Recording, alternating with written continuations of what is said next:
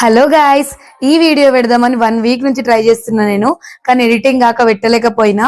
ఈ వీడియో ఏంటిదంటే మా వెమ్లవాడలో ఉన్న సాయిబాబా గురు పౌర్ణమికి గుడికి వెళ్ళినప్పుడు తీసిన మినీ షిరిడి లాగా ఉంటది. ఇక్కడ ఏది కోరుకున్నా అవుతుందని చెప్పేసి నేను నమ్ముతా.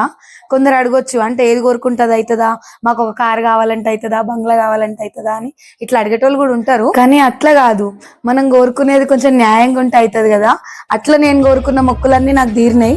అందుకే నేను అది బాగా నమ్ముతా, ఇక్కడ ఏది కోరుకుంటే అది అవుతుంది అని చెప్పేసి.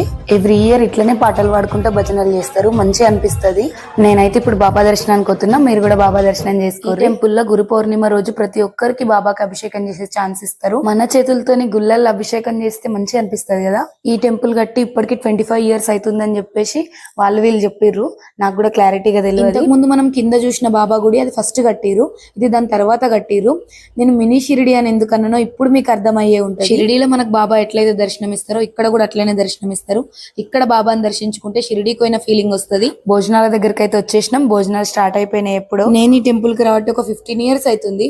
ఈ 15 years లో నేను ఏదైనా కోరుకొని ఒక 108 ప్రదక్షిణలు చేస్తా అని చెప్పేసి మొక్కుకున్నప్పుడు ఆ కోరికలు నాకు తీరినాయి. అట్లా నేను ఆ మొక్కులు కూడా చెల్లించిన బాబాకి. అందుకే నేను మీకు చెప్తున్నా, ఈసారి మీరు వెమ్లవాడ వచ్చినప్పుడు ఈ సాయిబాబాని అయితే దర్శనం చేసుకోండి. టెంపుల్ అడ్రస్ వచ్చేసి వెమ్లవాడ మార్కండేయ నగర్ లో ఉంటది. ఈ వీడియో మీకు ఎట్లా అనిపించిందో కామెంట్ చేయండి. బాయ్ అందరికి.